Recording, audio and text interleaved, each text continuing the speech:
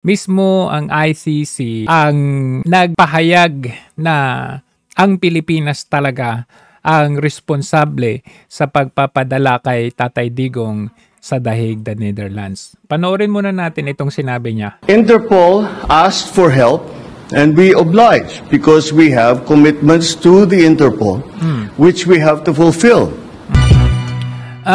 So lumalabas na tinatakpan nila talaga ang gobyerno talaga ni Marcos Jr. ang nag-facilitate, no, from the airplane, from doon sa mga otoridad hanggang sa pagpapadala doon sa Dahig ay talagang si Marcos Jr. Yung cooperation, noong 2023 pa, ay nagpadala ng representative si Marcos Jr. sa ICC sa Dahig para dinggin at ipagpatuloy yung investigation kay Tatay Digong. But first, I would like to refer you to the red notice nitong si Gaddafi. Noong September 29, 2011, nag-issue ng red notice ang Interpol against kay Gaddafi. Ito po, anak po ni Muammar Gaddafi na former leader ng Libya. Ngayon, ang mismong Libya ay hindi sila nag-cooperate. So, anong ginawa? Anong sabi ng prosecutor ng ICC? Sabi, to this end, I call on the authorities of Libya, the United Nations Security Council, which referred the Libya situation to my office, all states parties to the Rome Statute, and all other states and relevant entities to provide my office with relevant information in their possession. Interpol has issued red notice for both Gaddafi and Al-Tuhani, stressing that both individuals are wanted by the ICC. Ano sabi? I call upon any person who has information regarding the location of Mr. Gaddafi, at saka yung isa, to contact either the national or local police or General Secretariat of Interpol. So kaya ako nire-refer itong kay Gaddafi kasi officially meron talagang ICC red notice. Taliwas doon kay Tatay Digong. Kasi sabi nila, kaya sila nag-comply, it is because of the Interpol, not the ICC. So, ngayon, dito kay Tatay Digong, March 12, 2025. Ito yung statement ng ICC prosecutor na si Karim Khan. Ayan po. Ano ang sabi niya dito? Basahin natin. Itong kanyang statement. The Office of Prosecutor of the International Criminal Court welcomes the arrest and transfer of the suspect Mr. Rodrigo Roa Duterte, former President of the Philippines, on March 11, 2025. By who? By the authorities of the Republic of the Philippines. Napakalinaw. Kahit grade 5, mababasa niya at maiintindihan. Sino ang nag-surrender? Sino ang nag-arrest at nag-transfer? Ayan. Arrest and transfer. Kanino? Sino ang nag-facilitate? By the authorities of the Republic of the Philippines. ICC ang nagsabi niya, no? ICC prosecutor niya, yan si Karim Khan. At anong sabi niya? Sino yung mga nag-facilitate?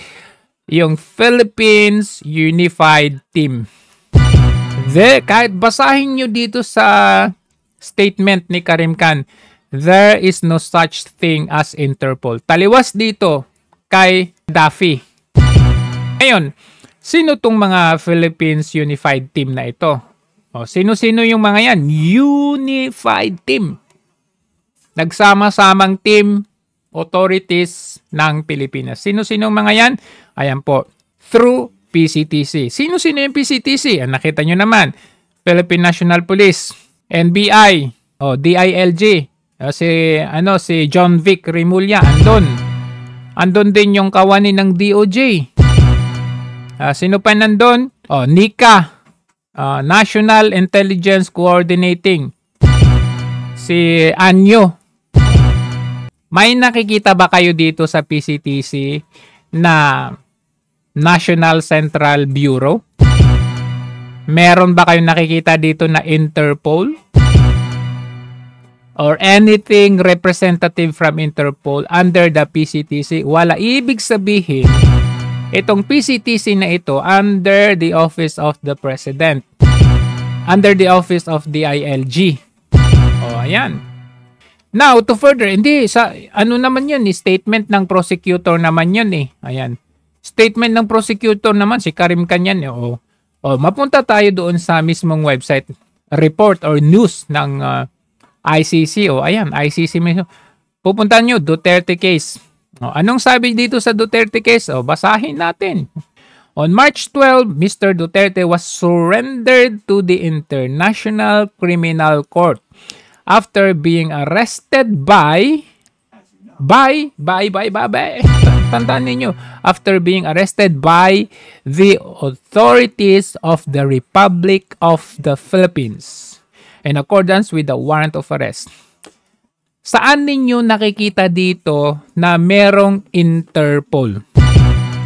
Wala and whatsoever that I can see na merong intervention ng Interpol dito.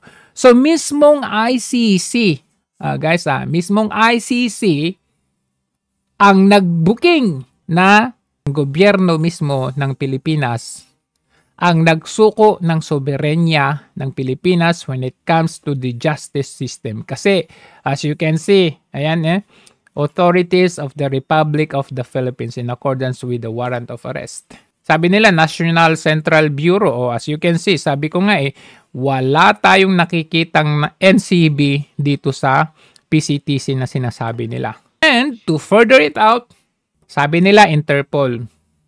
Kung titignan natin sa crimes na pasok sa Interpol, napasok sa Interpol, corruption, counterfeit currency and documents, crimes against children, cultural heritage crime, cybercrime, drug trafficking, environmental crime, financial crime, firearms trafficking, human trafficking, migrant smuggling, illicit goods, maritime crime, organized crime, terrorism, vehicle crime, and war crimes. Ano ang ikinaso kay Tatay Digong? Allegedly responsible for the crime against humanity of murder. Hanapin nga natin kung may crimes against humanity dito. Crimes against children? Meron. Pero, ang ikinaso kay Tatay Digong, crime against humanity. So, yung sinasabi ni Marcos Jr., Interpol asked for help and we obliged because we... So, malayo sa realidad yung sinasabi niya na nag-intervene ang Interpol. Isa po itong kasinungalingan dahil gusto nilang makalabas doon sa realidad na tayo ay ibinenta ang soberenya ng ating sariling justice system ng Pilipinas. Banggit-banggit niya dati na no, we are not going to cooperate, we are not going to oblige kasi we have a functioning judicial body or system. Functioning pa ang ating hustisya, ang ating korte, kaya hindi tayo magko-cooperate.